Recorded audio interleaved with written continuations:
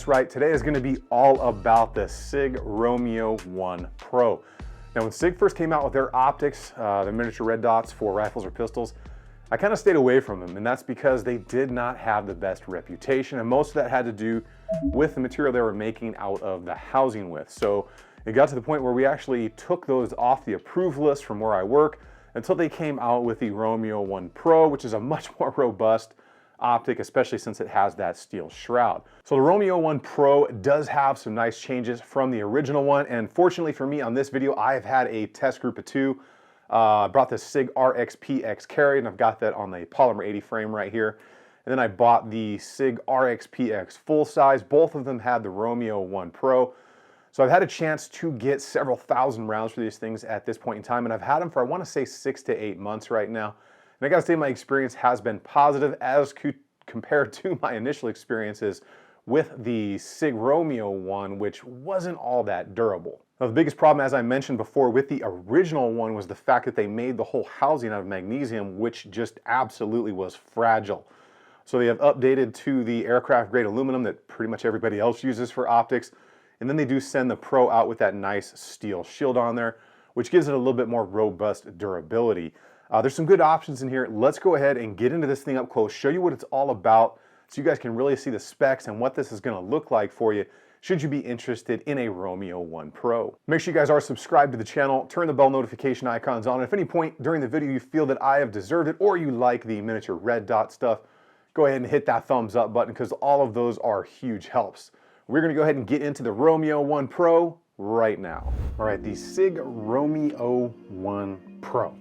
Let's go ahead and talk about this first. We'll get the holster out of the way because I know somebody's going to ask on if the steel shroud fits in the Safariland ALS holsters.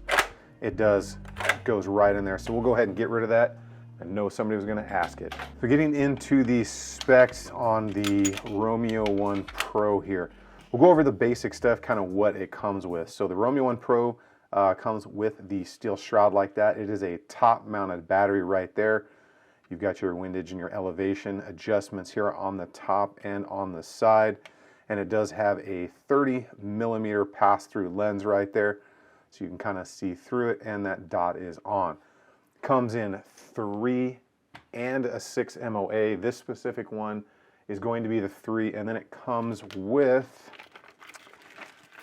you will get a little tool in there for your keychain, and you're going to get your Torx head, and then obviously that's just the plate for it, and that is what you're going to get with the optic if you buy it on the RXP, or separately you should get all that stuff in the same bag.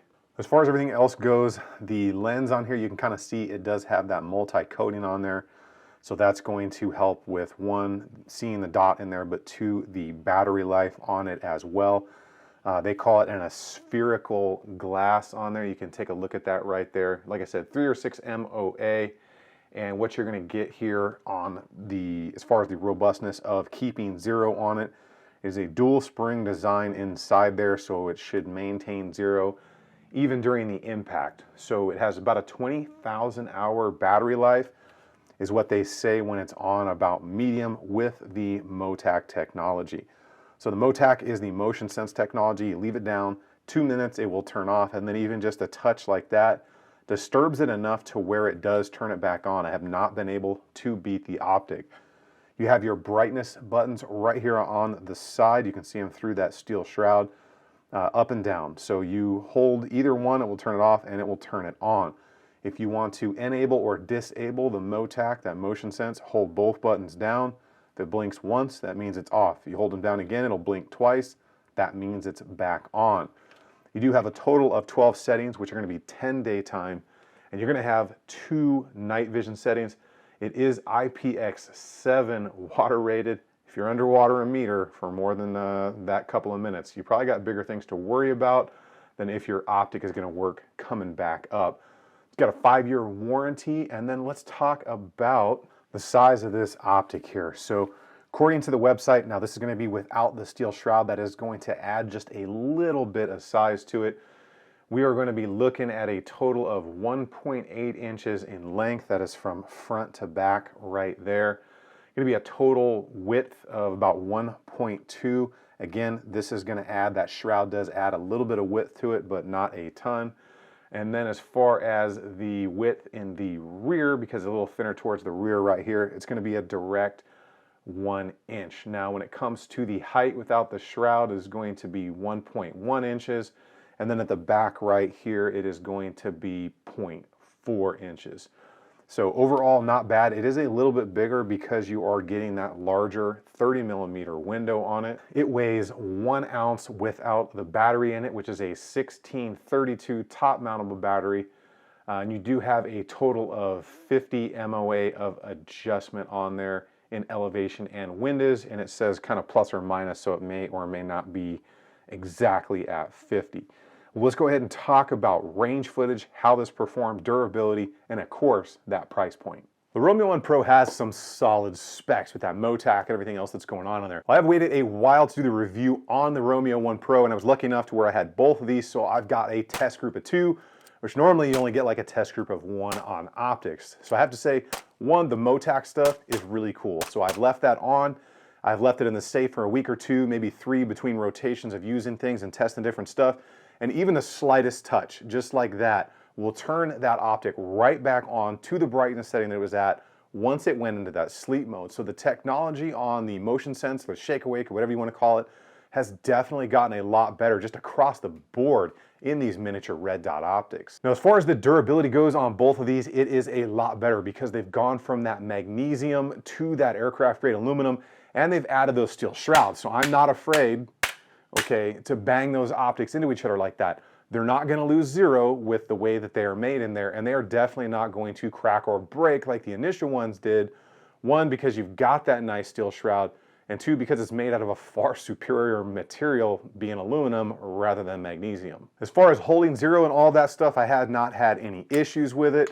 Even out there on the range, using it for one-handed manipulations or anything like that off my holster, or just like that by hand. So the way they've designed it in there, according to Sig, it has a dual spring design in there, which is going to hold zero better through having multiple different impacts or just that recoil impulse as well. There were a couple of things that I did notice, however, though, specifically only on this one, on my RX-PX full size. I did notice that if you look down in there in this area, you're going to see that little piece of glass where the emitter goes through. I noticed on this one that when I do crank the brightness up a little bit, I can actually see in the top of the window, I can see the flat edge where that laser is kind of reflecting off the top of that glass back here, and it's projecting that hard line across the window as I look through that optic. So it only happens with the one here on the RX-PX full size. It does not happen with the other one, which is my RX-PX carry size one here. The other thing I did notice is it seems that as I look through this, for some odd reason, and it may just be my eyes a little bit, it does seem that it spreads a little bit more, kind of almost like a little bit of a starburst than some other optics out there. Now, I do wear contact lenses, and I do have a slight astigmatism, so that might just be me, but I can definitely notice the difference between, say, that and, say, a hollow sun. When I look through it, I just notice that the dot breaks up a little bit more. Now, let's go ahead and talk about the price point on this bad boy right here. So the Romeo1 Pro with that shield, I've seen them as of today, filming this video, late January 2021 for $399. Now that's not bad, but that's not really that great either compared to some other brands that are extremely durable that are out there on the market today. The other thing with this optic is it is a specific cut for the Romeo1 Pro or Delta Point Pro. So if you have something that's, say, milled for an RMR or the Glock MOS or something like that, you have to use that specific plate or cut pattern to fit those optics. There are brands that make aftermarket ones like C&H Precision. If you need an aftermarket plate, that is the company I would go with. They make outstanding stuff. I have several of them, and I refer everybody I know looking for a conversion plate over to C&H Precision. Well, that is what I have for you today on the Romeo1 Pro from the people over at Sig, which I've been told that these are made in the same factory that Holosun is. I can't verify that. Maybe true, maybe not. Let me know in the comments down below if you've got more info on that than I do.